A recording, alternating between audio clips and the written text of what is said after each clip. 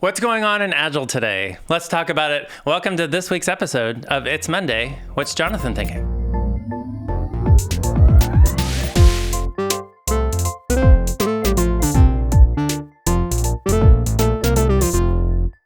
Welcome back to It's Monday. What's Jonathan thinking? And I'm so excited to have Lisa Jordan back on the show. Welcome, Lisa. Hi. Last time you were here, we were all wearing masks, so this is an improvement. It's much better now. Yes.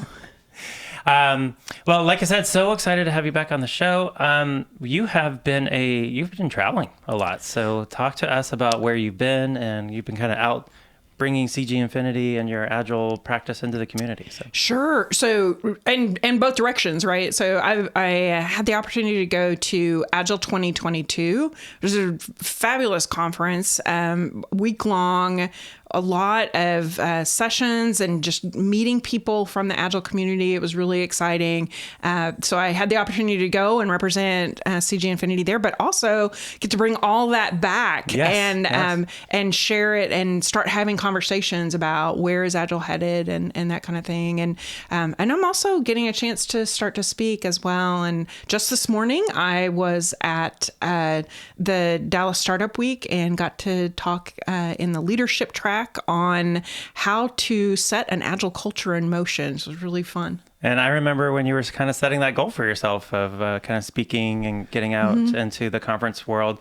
Anything else penned for the future? This year, I think we are done. I have a couple of people that have asked me to come and speak. We're just trying to figure out when it's going to fit on the calendar. But I think we're kind of quiet, and then next year it'll ramp back up again. Very good, very good. So interesting discussion we were having kind of off camera around what is happening in the Agile community. So can you talk about, we're seeing some changes, right, in both the usage of language and the terminology and application of it as well, right? So. Yeah, and probably it's one of those things that's just going to be cyclical, like everything else that we see in the business world. But I feel like now Agile's kind of coming into its own, that people are going back to the source, getting back to the basics, and then they're drawing from all of these frameworks that people have designed as a path towards agility, where we would see, the Scrum framework, for example, is one way that people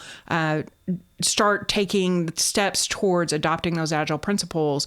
Extreme programming, Kanban, SAFe, less. There's a million different versions out there. And then everybody takes that and turns it into their own special version inside their company as well. But I think what we're seeing more and more is people are like, we're going to think about Agile first, and then we're going to draw from all of these other concepts and do what works for our team. Mm-hmm. And when we hit, one of our points of reflection, a 12th Agile principle tells us that we're going to, get together and evaluate how we work. When we hit that time and we get back together, we're going to look at the things that we've adopted and be like, okay, are those still serving us? Do those still create value for us?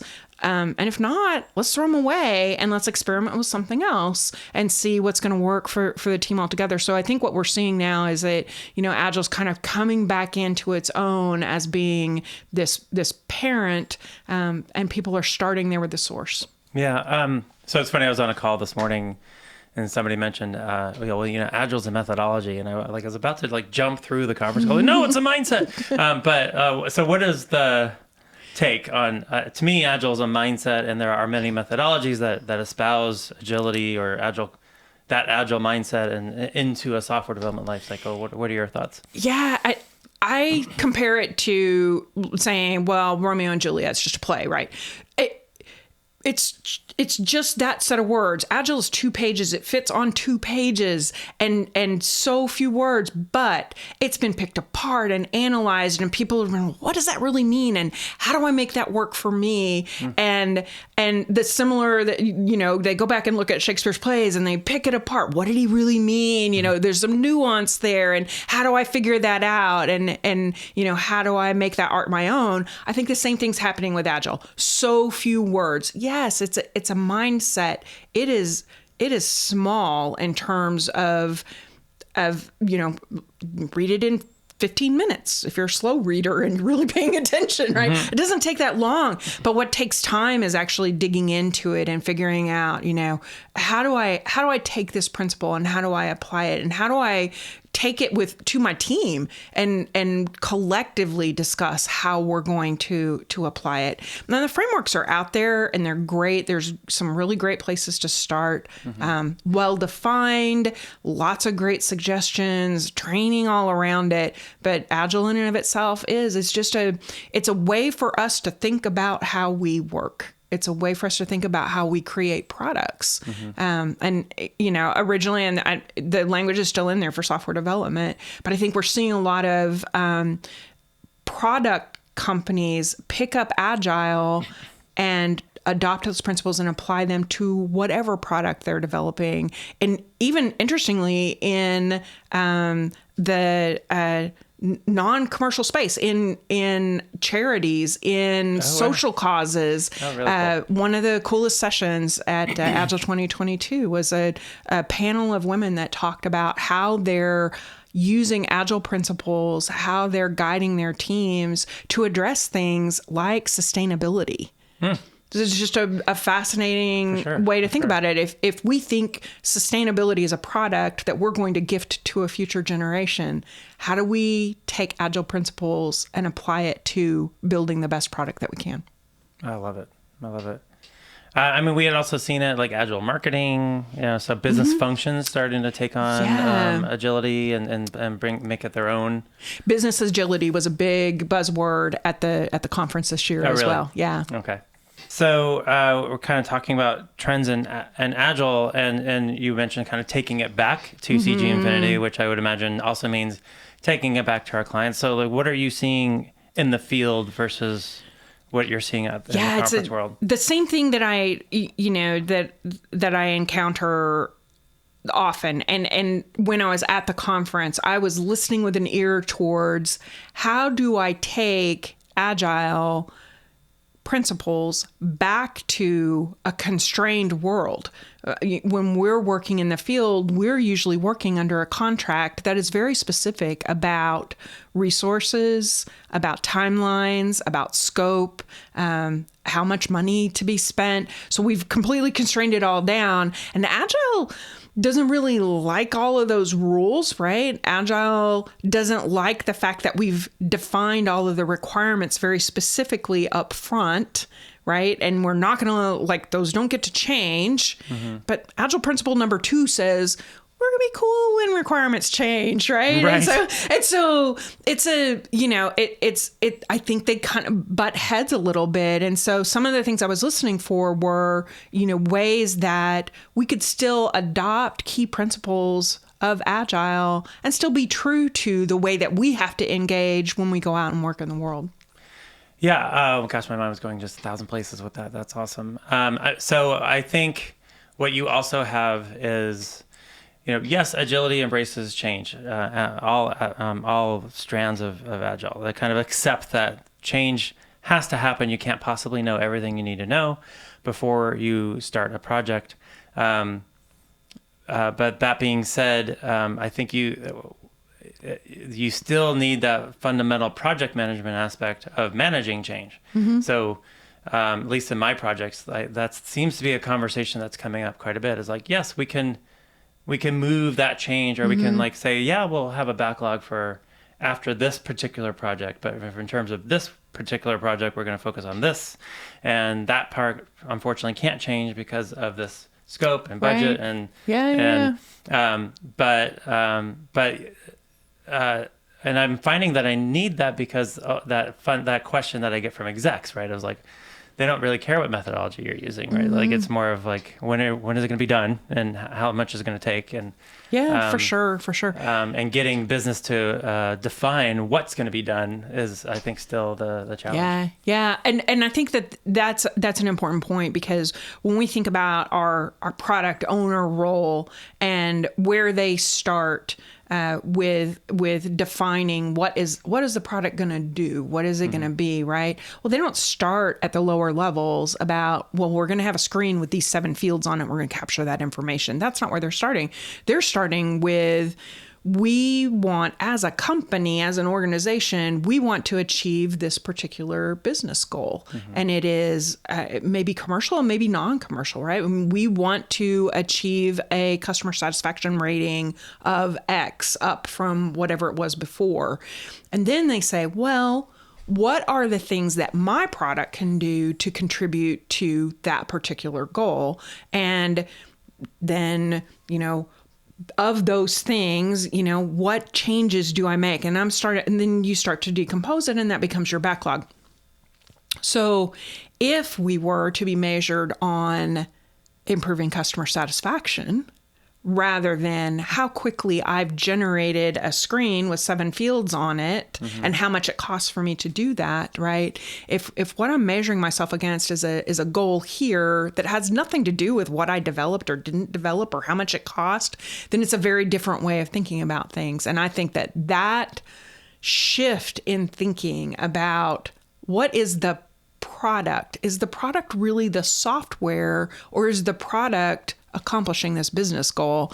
And I don't know how to write that into a contract. I just don't. Yeah. That's when things start falling apart. I think one of the other elements of Agile, it's a discussion, right? So, and I think that is sometimes where business and IT break down, is the willingness to have that discussion. Like, business wants what they want, reduce the customer sat. Tech is like, okay, if I could reduce it by this amount in this period of time, would that work? And so it's this kind of back and forth discussion of like, I get you, I hear you, you want like a 2% reduction or a 2% increase in customer satisfaction. Okay. Yeah. Great. Okay. But you're giving me a month to do that. So if I give you like 25% towards that goal, is that enough? And just to do, these things we think would improve customer satisfaction by that percentage, and is that acceptable? And can we wrap a contract around that? Right. Yeah. And then I think the next step is getting people comfortable with experimentation. Experiments cost money, right? Exactly. And so if we're looking at that business goal, that improvement, and we're like, well, we think. We formed a hypothesis now, right? So we're getting ready to go into an experiment. We don't know if it's going to work or not. But experiments cost money. And sometimes that's a little bit uncomfortable if you're not in an entire organization that's embraced that Agile culture. So, yeah, that's so interesting. It's like, I remember my CTO of Countrywide kind of saying, like, he confronted the CFO one day. He's like, because the CFO was like, when are you going to be done? And he just turned to the CFO and was like, okay, 6 months from now, how much money is going to be in your bank account or in the company bank account? And he's like, well, I'd have to look, do some analysis. I think it's about, X. And he's like, no, I need you to the penny. Right. Give me a number now for where we're going to be 6 months from now. And he's like, well, I can't possibly do that. And he's like, great. Then how are you expecting me to tell you where we're going to be 6 months from now on this technology project? Yeah. So there's that variability. And I think that's that push-pull that we still receive. And I think that's why somewhat among business, like I think originally business was like, oh, great, I get this kind of blank check for change. And now we're just like, actually, not if you want me to deliver in a certain period of time. Then I got to talk to you about other things like scope management. You have to start trading off and doing all the. And you know what? These are traditional project management discussions. Exactly. Surprise! Like this is PMP. We're back to PMP now. These are all the things that we would normally talk about. This is this is again. I think there's a whole lot of opportunity to just get back to what we already know. Get back to the basics and ground ourselves in those. Those things that we know a conversation has to happen. We know that these things have to take place. Right? Yeah.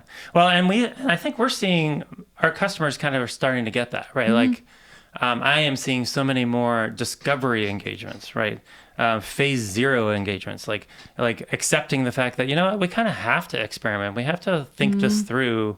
And that is so much, that's fun work, I think, because the ideation essentially phase of the project. And just testing things out, hopefully not the 99 I didn't have 99 failures. I just know 99 things that won't work. Yeah. Hopefully we don't get to that point of experiment, but knowing, having some directional guidance around that's going to work. Here's what's going to have to happen to make it work, or this is not going to work. Let's see if there's another path, right? There's something interesting that came up in the data when we went back and measured our experiment, and it looks like this actually is going to work better, and being able to do that and study. But yeah. I think it's also kind of coming back to a fundamental aspect of project management is risk, right? So how much risk are you willing to accept? If you're willing to accept kind of a high level of risk, then let's just do a series of experiments and let's figure it out as we go, and we'll populate a product backlog eventually. But it'll be populated after a series of experiments. If you're not willing to do that, or if you're not willing to fund that, then we're going to have to do a whole bunch of experiments somehow else before we present that project to you, with the budget, with the scope, with the schedule that we feel comfortable hitting. And those are the things I call the false sense of security blankets. Yes. They're security blankets, but they're a false sense of security blankets because, if I put together a 3-month plan, I feel really good about it, right? If I put together a 6-month plan, I start really, a 12-month plan. Forget about it. Like, seriously, you get that nervous laugh. Yeah, like, we'll revisit it in 6 months. So, if we put a 12-month plan out there as an organization, just generically speaking, but if there's a 12-month plan out there, it's a false sense of security blanket, right? It's not a security blanket, but people cling to it like, this is what we're doing. This is the schedule we're on. Are we on track meeting this schedule? Yeah, but have you looked at what your business goal was? Is that still relevant to you? And are we doing we're getting it done, but is it the right thing for us to even be doing? And that's something you should be thinking about on a very regular basis. Or business environment. Hey, by the way, 6 months ago, did you expect inflation to be here? Because it is. So how's that change things? It's such an interesting conversation. We were talking about what we're seeing in the field. So actually what I'm seeing quite a bit in the field is, I hate this term, but I have nothing better, Agile, where it is kind of the requirements phase is very waterfall of very high engagement, very high touch, lots of facilitated sessions, working through requirements, establishing what those user stories are, and then moving development into like a sprint basis where we know, okay, this is going to take 6 sprints to do, and here's your schedule, here's your team. I am seeing a fair amount of customers wanting to do that. And I think that there's a natural need to fill a backlog.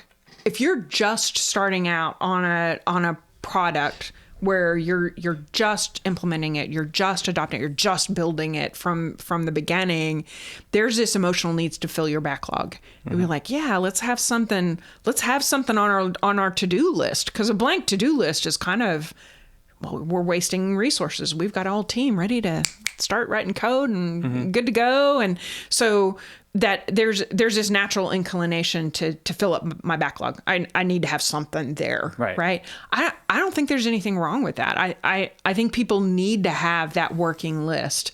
They need to be ready to start crossing things off of it if it doesn't add value anymore. But you do need that. You need that working list. You need prime the pump of, here's the stuff, and start getting that wheel in motion and start working. I don't know that you want a stop-start all that often, though. Like, okay, we're going to have our focused waterfall-y, create our requirements. Then those requirements-y people go away, and we bring in, usher in our developers, and they work that backlog and keep that moving, and then stop. And we pick up what's left of the backlog, and we add more stuff into it with our requirement-y people again, right? I don't know that you want all that many stop starts. I think you need to get things in motion so that continuing to contribute to the backlog and defining requirements and building out details there and managing it, right? Is there something on there that just doesn't create value for you anymore? Pitch it. If it's going to create value 6 months from now, put it back in there. There's no like no harm, no foul, right? It's just a to-do list. But I think that there needs to be this discipline around having that be an ongoing process rather than stop the presses. Go make a list of a bunch of news articles to write. Okay, start the presses back up again. So we were going to call this Battling Agilistas. I'm going to have to spar with you a little bit because the client that I have, one of my clients that has the most successful track record of project execution, both with my teams and just in general, does do that requirements gathering somewhat in a black box. Like they take care of that. They come to us when the solution they need is very solid, and they know, okay, I need 6 developers for, I don't know, 8 weeks, and I need you to focus on this. That is how they've figured out how to keep project costs and schedule predictable. Right. And it works for their business, but they live in a business where you really can't miss a deadline. Like they're not fungible. Like or mutable, I should say. Like they have windows of opportunity to go after customers. They have windows of opportunity to move their business around and spin up new capabilities. And so they put themselves on a schedule, and that schedule really can't shift. Right. Or else they'll just miss millions of dollars in opportunity and revenue. So yeah, and it leaves you more in a project mode than a product mode. True. Which is right. We are not building products at this company for sure. The one thing that I think is also going away in the Agile space is this whole good versus bad dichotomy. Projects bad, product good. Right. There's not going to be. There's no. It's less black and white around. Is this good? Is this bad? Are you doing it right? Are you doing Agile right? Right. Well, I don't know. Are you getting stuff done? Are you getting stuff done? Is your team working at a sustainable pace and happy with their work? Is there, are you honoring the principles? Are you honoring the principles that create value for you? Right. You're probably. Is your business feeling like you're enabling them? Then okay, you get a green check mark for good, right? And I think that there's a whole lot about, this is at individualized for the teams, individualized for organizations, what good and what bad means, right? And I think that's a really good point. Because I think, when Agile first came to the forefront, it was, I think, out of companies that had the luxury of setting their own timelines. They didn't have investors or users that were saying like, no, if you don't get this feature in my production by this time, then I'm walking away. So, if Gmail is late on a feature, like you'll just get over it, right? Or if you even know what the next feature is in Gmail. But I think the business world does not have that luxury, and so these concepts of like self-organized, self-managed teams where you get to pick what project you're working on and who's on your team, and that reality just like never seemed to like move from like the software company world into, I don't know, the business services world where they just live in a different world, and I think they've had to adopt IT strategies that meet how their business works. Well, and in our case, if we really wanted to adopt Agile, the first thing I would tell myself that we would have to do would be, we're going to have to sign a contract every iteration. Mm-hmm.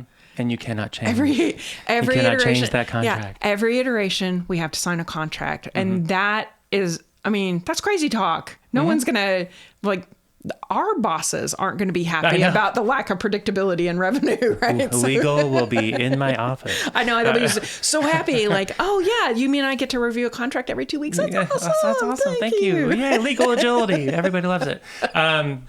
So you and I, a long time ago, we decidedly split paths in terms of certification path. And I went Scrum Master. I don't know why, because nobody trusts me to develop. But you went the product owner path.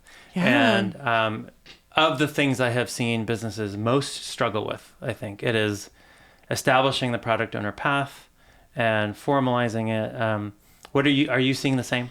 Yeah, so a whole lot of things exciting happened with product owner. First of all, when the Scrum framework, the Scrum guide was updated recently, it elevated the role of product owner, not making it a manager, people, but elevated it as made it more visible, made it more pronounced, and gave it a little more definition. And I think that people are still struggling to figure out, well, what does a product owner even do? Who are they? Right. What is their skill set? Are they in the business? Are they in IT? Are they in the team? Are Right. they? So the Scrum Guide says they're in the team, right? But I think we still see a lot of companies having that product owner be outside of the team. They tend to give them product manager roles, which are different. Product manager, where you're going to take a product to market, and you know, a lot of the teams we're working with, they're not writing software so that they can sell it. They're writing software so they can run their business. That's okay. 13th principle would be like, love people where they're at. Love people where they're at, for sure. But I think that the product owner role is one of the most misunderstood roles. I agree. In terms of its function, they cross so many different boundaries. They do a little bit of project management, if you think about it, because they are concerned with resources. They are concerned with spend. They're concerned with prioritization. They're concerned with a lot of the things that we would see fall.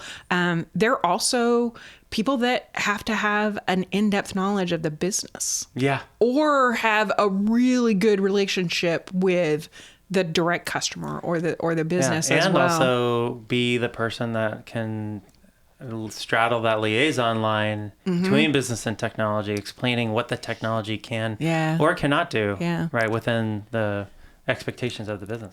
And it's a big role. So when it was initially defined, I think people thought of it as a person, but it's a big role, and there's a lot of work to be done. And I think that we're seeing now, we're like, okay, that's why there is a product owner and there's a BA. They're splitting up the defined role with two different job titles and two different people, but it's still a product owner role that is getting done, right? So we're seeing that role get pulled and fulfilled by multiple people. Sometimes it's spread across a product manager, product owner, and a BA. And I think we'll continue to see that evolve and continue to see more definition around it. You know, if I had some like hard and fast, gonna hold on to, never gonna give up kinds of opinions about product owner, I would say that one of the things we want our product owner to be is as close to the customer as possible and not be a gatekeeper for the customer. The development team needs to also be close to the customer. So I think that's one of the things I don't want to give up, right? You know, there needs to be that relationship, and the product owner is responsible for making sure that relationship happens. Yeah, I mean, for sure. I mean, I think the most impactful sessions happen when IT is welcomed into the business to watch how people work and watch how people use the software that they're delivering and do those kind of time and motion studies, if you will. And I just think it gives a context that even the best of product owners can't naturally provide, I don't think. I'm big on empathy, and how do you develop empathy for someone that you have never met? Right. You just someone you don't know. How do you have empathy for them? How do you understand what their concerns are? How do you understand what their needs are without having those relationships created? Absolutely. I mean, it crystallized this week where somebody was like, I appreciate that you weren't able to deliver MVP, but I still have to take the calls. It's like, okay, yeah, made it real. Gotcha. Exactly. All right. Well, I know you and I could go on for like a 2-hour podcast. Just have to invite me back. You're always welcome in the It's Monday with Jonathan Thinking Studios. Awesome. Really, it's the ITA production studios. I just live here. But thank you, Lisa, for coming on. Thanks for having me. It was fun chatting about Agile. Absolutely. All right. And that's all we have for today. We'll see you next week on It's Monday. What's Jonathan thinking?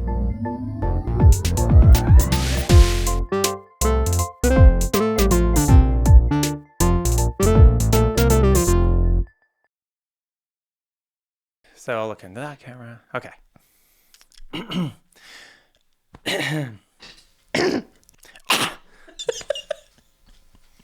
we're recording. Jeez. I can tell this is going to take a minute.